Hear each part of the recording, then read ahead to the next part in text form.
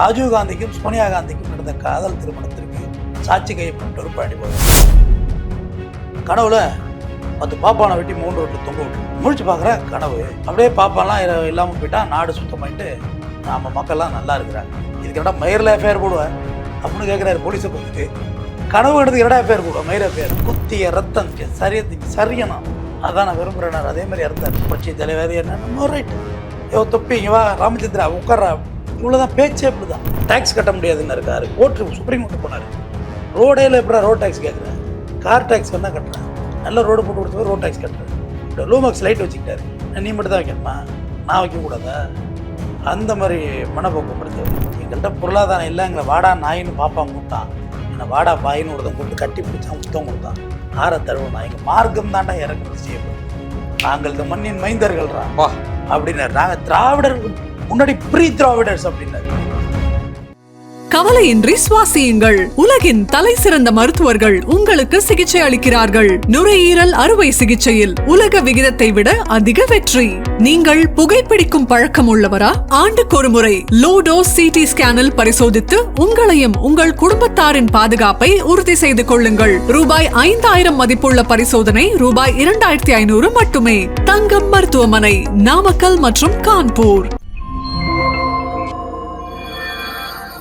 King TV நேயர்களுக்கு வணக்கம். இன்றைய சிறப்பு நிகழ்ச்சியில் நம்மோடு இணைந்திருப்பவர் குற்றவியல் வழக்கறிஞர் டாக்டர் ஆர்.எஸ். தமிழ்வந்தன் அவர்கள். சார் வணக்கம். வணக்கம். சமூக போராளி பழனிபாபு பத்தி தான் பேச போறோம். அவர் சமூக போராளி தன்னுடைய சமுதாயத்துக்கு மட்டும் போராடல, ஒட்டுமொத்த தாழ்த்தப்பட்ட சமுதாயத்துக்கும் போராடி இருக்காரு.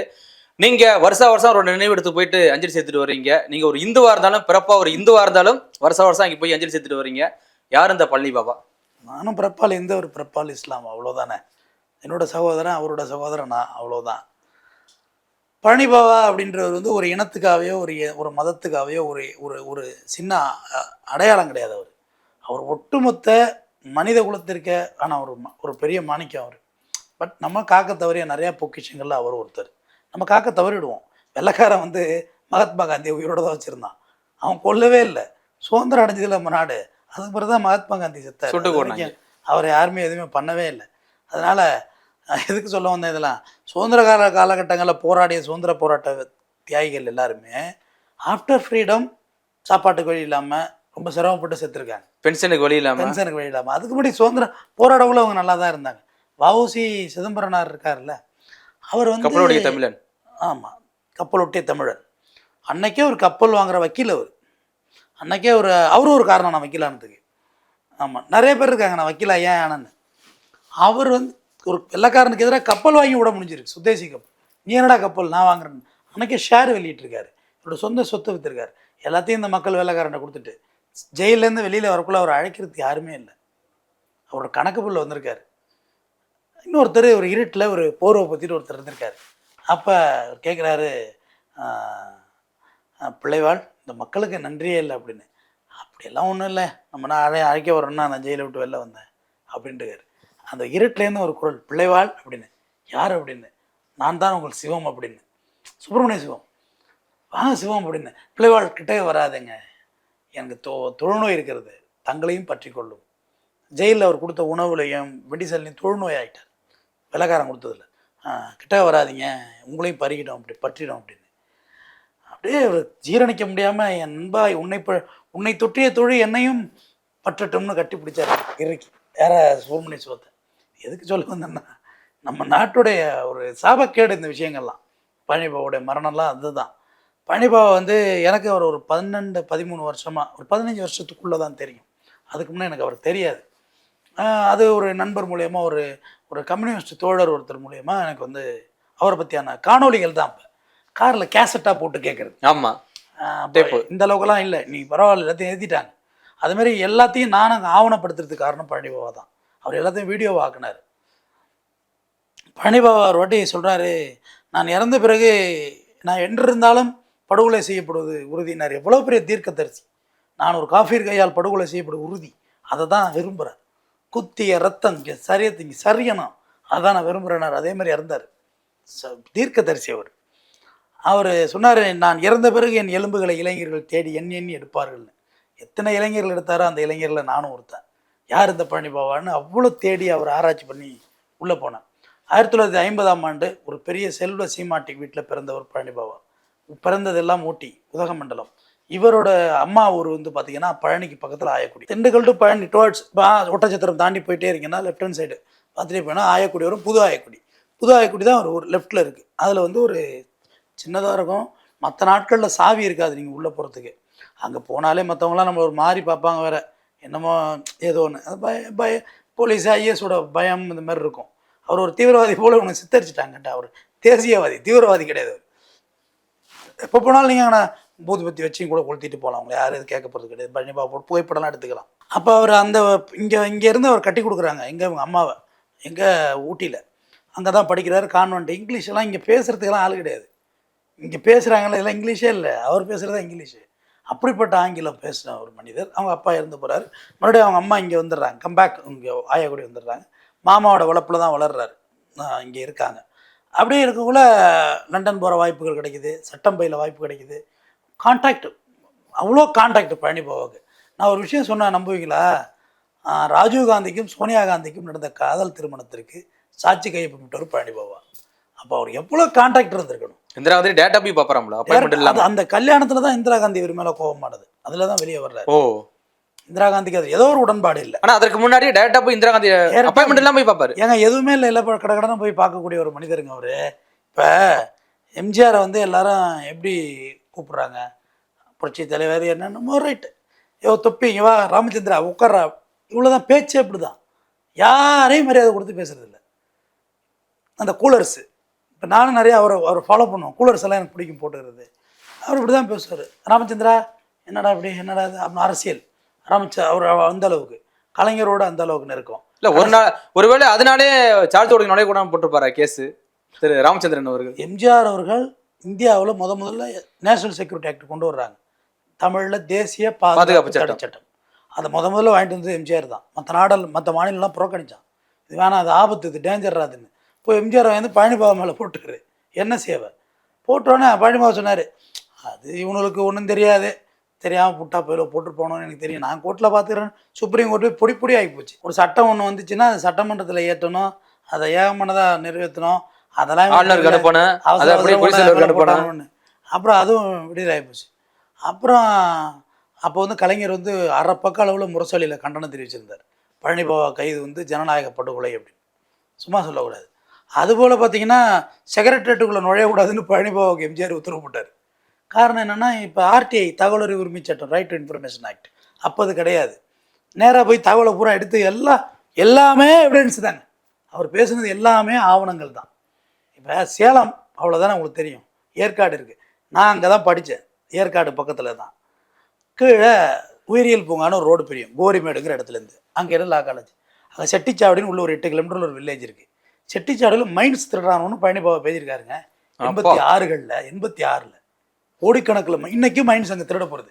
ஏற்காடு போனீங்கன்னா கீழே அப்படியே ஒரு பல லட்சம் கிலோமீட்டர் ஹெக்டேருக்கு அப்படியே லைட் எரியும். மைன்ஸ் கொள்ளையடிக்கப்படுது. அதை அவர் அப்பயே பேசினார். 86 பழனி பாபா பேசியிருக்காரு. 138 வழக்குகள், 125 முறைக்கு மேலே சிறைவாசம் எடுத்தவர் பழனி பாபா. அதில் கன்சிடரே பண்ணிக்கிறது இல்லை. யாரையும் வந்து இதுவாகவே ரெஸ்பான்ஸே பண்ண மாட்டார். அது பார்ப்பனர்களை விட்டு கேட்டுவார். அவர் சொல்லுவார் ஒரு பொதுக்கூட்டத்தில், நேற்று ஒரு கணா கண்டேன், கணா மீனம் அப்படிப்பார். அந்த ஷேக் மாரியே ட்ரெஸ் எல்லாம் பண்ணிக்குவார். மீனம் கனவு கண்டேன். அந்த கனவுல 10 பாப்பானை வெட்டி 3 ரோட்டில் தொங்க விட்டுறேன். முழிச்சு பார்க்குறேன் கனவு. மறுபடியும் தூக்குறேன், மறுபடியும் ஒரு 10 பாப்பானை வெட்டி தொங்க விட்றேன். அப்படியே 10 பாப்பானா வெட்டி தொங்க விட்றேன். அப்படியே பாப்பாலாம் இல்லாமல் போயிட்டா, நாடு சுத்தமாயிட்டு நம்ம மக்கள்லாம் நல்லா இருக்கிறாங்க. இதுக்கு என்னடா மயிரில் எஃப்ஐஆர் போடுவேன் அப்படின்னு கேட்குறாரு போலீஸை பார்த்து. கனவு எடுத்து என்னடா எஃப்ஐஆர் போடுவோம், மயிர் எஃப்ஐஆர். இப்படி தான், இதே வார்த்தை தான். ஓ, இப்படியே ஓப்பனாக பேசுகிறாரு, இப்படியே மேடையில் பேசுகிறாரு பழனி பாபா. பாபநாசத்தில் ஒரு பொதுக்கூட்டம் பேசுகிறாரு. பாட்டாளி மக்கள் கட்சி என்பதை உருவாக்கியவர் பழனி பாபா. இல்லைன்னா பாட்டாளி மக்கள் கட்சியில் நீ இருக்காது. ஆனால் அவங்களுக்கு எந்த அளவுக்கு அது மேலே விசுவாசம், பழனி பாபா யாருன்னு கூட தெரிஞ்சிருக்காது பாதி பேர். கண்டிப்பாா இப்போ உள்ள கட்சியில் உள்ளவங்களுக்கு. பாட்டாளி மக்கள் கட்சியை உருவாக்கியது அவர். அந்த ஃபவுண்டேஷனை கொண்டு வந்தார். பாட்டாளி மக்கள் கட்சியில் இருக்கவங்களும் பாபநாசில் ஒரு பிரச்சனை. அப்போ ஒரு பொதுக்கூட்டம், கண்டன கூட்டம் போலீஸுக்கு எதிராக பேசுகிறாரு. டிஎஸ்பி, காலையில் நீ எஃப்ஐஆர் போடாமல் இரு, அப்படியே சிவகாசி பட்டாசுகிட்ட கொளுத்தி உன் ஸ்டேஷனுக்குள்ளே போட்டுருவேன், 2 வெடி அடிச்சிடுவேன், அப்புறம் ஸ்டேஷன் இருக்காது, அப்புறம் பார்த்துக்க, அவ்வளோதான் அவனுக்கு மரியாதை. ஒரு துண்டு சீட்டு வருது, என்ன டிஎஸ்பி கைதா இருந்தாலும் காலைல என் சிகாத்து கமிட்டியில் இவனோ ஒருத்தன் பாம்பு வைப்பான்.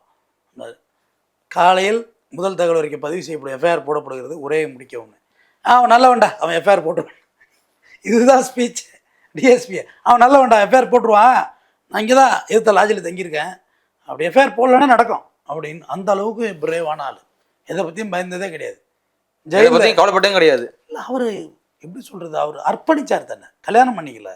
அவரே சொல்லுவார் மேடையில், எனக்கு என்னடா நீட் நேரத்தில் படுத்துக்கிட்டு கிடைச்சதை தின்னுக்கிட்டு கிடக்குறேன், நான் காலுக்கு 4 பொண்டாட்டி தலைக்கு 4 பொண்டாட்டி கல்யாணம் பண்ணியிருக்கலாம், என் மார்க்கமே அதை தடுக்காது, ஆனால் நான் பண்ணிக்கல, நான் இந்த இளம் வயசில் வாழ வேண்டிய வயசில் இப்படி சுற்றிக்கிட்டு இருக்கேன் அப்படின்னு ரொம்ப அவர் இருந்தார்.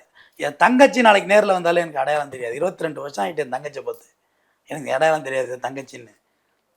அந்த அளவுக்கு செல்ஃபோன்லாம் இப்போ கிடையாது, வீடியோ கால் அப்பெல்லாம் கிடையாது. இல்லை அந்த அளவுக்கு லெட்ரு தானே. அவர் வீட்டையெல்லாம் ஒதுக்கிக்கிட்டார்.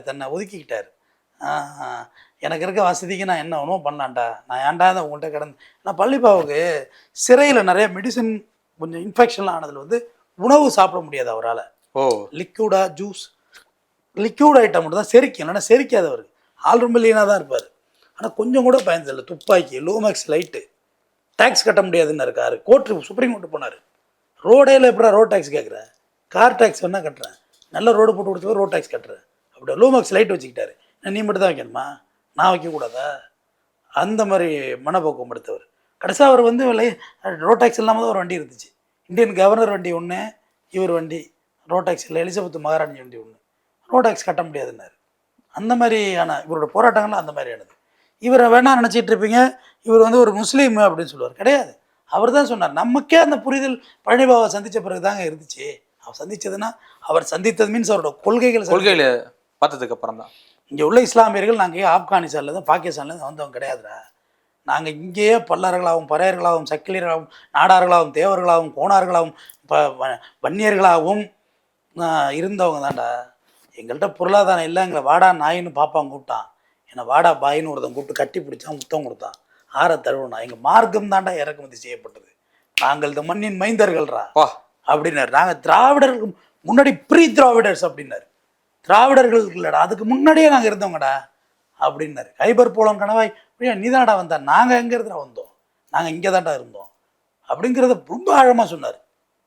எங்களோட நாங்கள் தான்டா அந்த மண்ணின் மைந்தர்கள், மண்ணை ஆள பிறந்துறாங்க அப்படின்றத சொன்னார். ஒரு கோடி மக்கள் நாங்கள் தான். அந்த விஷயத்தில் அவர் என்ன ஒரு விஷயத்த சொன்னார்னா, ஒரு அரசியலாக பேசுகிறார். எம்ஜிஆருக்கு ஆதரவா, கலைஞருக்கு ஆதரவா, பாட்டாளி மக்கள் கட்சியை ஃபவுண்டேஷன் பண்ணுறாரு. பாமக 2-3 அப்பையிலேருந்தே பாமகவுக்கு ஒரு நிலைப்பாடே இல்லை, உண்மையிலே சொல்கிறேன். இன்னைக்கு வரைக்கும் இல்லை, இருக்கவும் போகிறதில்லை. அவர் சொல்கிறாரு, நீங்கள் போகாதீங்க டாக்டரை, கொஞ்சம் இருங்க, நம்ம செட் பண்ணுவோன்னு. அதுக்குள்ளே இவர் என்ன செஞ்சிடறாரு, போயிட்டு கலைஞரோட போயிடுறாரு. கலைஞரோட போய் இவர் இப்போ பாமக ஆடுற கேமில் கலைஞர் எதை கடுப்பாகி வெளியேற்றிடுறாரு. டாக்டர் இங்கே உட்காந்துருக்காரு, பழனிபாபா. இது டாக்டர்கிட்ட சொன்னேன், டாக்டரை நம்ம தனியாக ஏதாவது அரசியல் கட்டமைக்கலாம், இந்த சாதியத்தால் ஒடுக்கப்பட்டவங்களாம் கட்டமைப்போன்னு. டாக்டர் கேட்கல, கலைஞர்கிட்ட போனார். கலைஞர் என்ன செஞ்சார், டாக்டரை கலைஞர் வெளியேற்றிட்டார். ஒரு நாள் நைட்டு 12 மணிக்கு டெலிஃபோனை போட்டு ஒப்பாரி டாக்டர், பாவா என்னை கலைஞர் வெளியேற்றிட்டார்.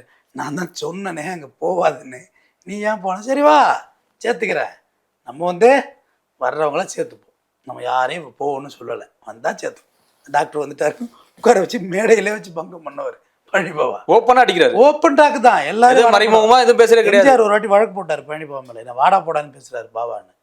நீதிபதி ராமச்சந்திரன் தானே, ராமச்சந்திரனையும் வாடா போடானே எனக்கு.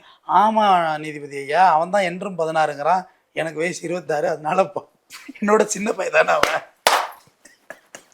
ஆக்சுவலாக பாபாவோட மூத்தவர் அவர் என்றும் 16 அவன் தான் சொல்கிறான். நான் அவன் தாங்கிறாரு, அப்பயே அவன் தான் என்றும் 16 அவன் தான் சொல்கிறான், எனக்கு வயசு 26, அதான் நான் அவன் சொன்னேன், வயசில் கம்மியாக உள்ளதான், சின்ன பையன் தம்பி தானேன்ட்டாப்புல.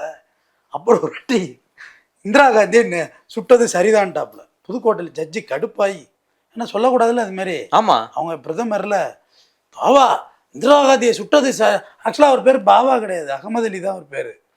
இந்திரா காந்தியை சுட்டது சரியானு பேசுறீங்களா பாவான்னு கொந்தளிச்சிருக்காரு நீதிபதி. ஐயா இப்போ கூட சொல்கிறேன், இந்திரா காந்தியை சுட்டது சரியானு சுட்டான், கோணலா சுட்டுருந்தா அந்த அம்மா பொழைச்சிருக்கும்ல அப்படின்னு. எப்படி ஒரு வார்த்தை சாலம் பாருங்க, சுட்டது சரி, தவறி மாற்றி சுட்டுதான் பொழைச்சிருக்கும்ல அந்த அம்மா, கேஸ் தள்ளுபடி. இவர் என்ன செய்யறது பாவாவை ஜெயிலில் கொண்டு வச்சுட்டாங்க. இவர் என்ன பண்ணிட்டாரு, இந்த போலீஸ் பூட்ஸ் காலோட நடக்கிறாங்கல்ல, டக்கு டக்கு டக்கு டக்கு டக்குன்னு படத்தெல்லாம் கட்டுவாங்க. அது வந்து உடனே ரிட்டு போட்டாச்சு. எனக்கு ரொம்ப மைண்டு டார்ச்சராக இருக்குது. ஜெயிலுக்குள்ளே எனக்கு வந்து ஜெயிலில் இருக்க மாதிரியே ஒரு ஃபீல் ஆகுது இந்த போலீஸ் பூட்ஸோடு நடக்கிறதுனால. அதனால் எனக்கு ரொம்ப மன ரீதியாக பாதிக்குது. அது ஆர்டரு பழனி பிளாக்கிட்ட போல யாரும் ஷூ போட்டு நடக்கக்கூடாதுன்னு போலீஸ் எல்லாம் கையில் எடுத்துகிட்டு ஷூ எடுத்து நடந்து போயிட்டு ரவுண்ட்ஸ் போகிறது ரவுண்ட்ஸ் போக்குள்ள. அப்புறம் என்ன பண்ணிட்டாரு பாபா ஒரு வாட்டி, எனக்கு இந்த மனுஷ பயிர்களை பார்த்தாலே ரொம்ப மென்டலி டிப்ரெஷன் ஆகுது, அதனால் பேர்ட்ஸ் வளர்க்கணும் அப்படின்னாரு. அப்பயும் சட்டத்தை சொல்கிறார், கிளியெல்லாம் வளர்க்கக்கூடாது அத்தா அத்தான்னு தான் சொல்லுவார். ஏன்னா அது வந்து வளர்க்கக்கூடாது, லவ் பேர்ட்ஸ் வளர்க்கலாம் அத்தா, லவ் பேர்ட்ஸ் வளர்க்கணும்னு சூப்பரண்ட்டுக்கு மனு கொடுத்தேன். அவன் முடியாதுன்ட்டான். சுப்ரீம் கோர்ட்டில் கேஸை போட்டேன். நைட்டு 12 மணிக்கு கிளியை தூக்கிட்டு ஓடியாடுறான் லவ் பேர்ட்ஸை சூப்பரண்ட்டு, இந்தாங்க போவான்னு.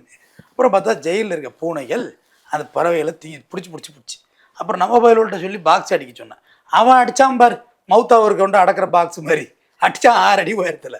அடித்தோடனே சூப்பரண்ட்டு சொல்லிட்டு, ஐயோ பாவா இதை வச்சு யாராவது ஏறி முதல்ல தாட்டி வச்சு தப்பிச்சு போயிடுவாங்க பாவா, சின்ன பாக்ஸாக அடைக்கும் பாப்பான்னு. அதுக்கப்புறம் 2 போட்டு சின்ன பாக்ஸாக அடித்து பறவைகளை உள்ள வச்சுருந்தோம்மா. இந்த மாதிரி சட்டத்தை வச்சு அவர் ஒன்றுமே பண்ண முடியலைங்க ஒரு கட்டத்தில். அவர் எந்த கேஸுக்குமே போதுமான சாட்சி இல்லையே சார், எதையுமே அவரை பண்ண முடியாது. எல்லாம் ஏங்க இப்படி தாங்க பேசினாரு அவர். இப்போ நான் பேசினேன்ல, இது எவ்வளோ நம்ம ஜாக்கிரதையாக பேச வேண்டியா இருக்குது. ஆனால் அவருக்கு அதை பற்றி கேர் பண்ணதே இல்லை. என்னடா பண்ணுவேன், என்ன பண்ணுவேன், வழக்கு தானே போடுறா பார்ப்போம், என்ன செஞ்சிருவேன். பழனிபாபா என்ன பண்ணிட்டாரு, துப்பாக்கி அவருக்குல உண்டு, பணக்காரன் பூர்வீக பணக்காரர்ல ஒரு ஜமீன் ஆயக்குடி வில்லேஜ் ஏலத்தில் விட்டப்ப அதை எடுத்தது இவங்களோட பழனிபாவோடைய தாத்தா. ஜமீன் ஏலத்தில் அது விட்டாங்க கவர்மெண்ட்டு, அந்த ஆயக்குடி அதை எடுத்தது பழனிபாவோட தாத்தா. எவ்வளோ பெரிய பணக்காரர்னு சொல்ல வந்தேன். அவர் அப்படி வாழவே இல்லை, அவர் நினச்சி எப்படியோ வாழ்ந்துருக்கலாம். அதெல்லாம் ஏகப்பட்ட விஷயங்கள் இருக்குங்க. அது எல்லாத்தையும் பழனிபாபா பேசினார். இன்னைக்கு இளைஞர்கள் பேசுகிற அளவுக்கு இன்னும் 20 வருஷம் கழிச்சு இளைஞர்கள் பேசுவாங்க. நான் மாண்டு போவேன், ஆனால் இன்னமும் பழனிபாபாவை தேடி இளைஞர்கள் இருப்பாங்க அப்படின்னு தெரியப்படுத்துகிறேன். கண்டிப்பாக சார், நல்ல ஒரு கருத்துக்களை சொன்னீங்க. தொடர்ச்சியாக சந்திப்போம். மிக்க நன்றி. நன்றிங்க.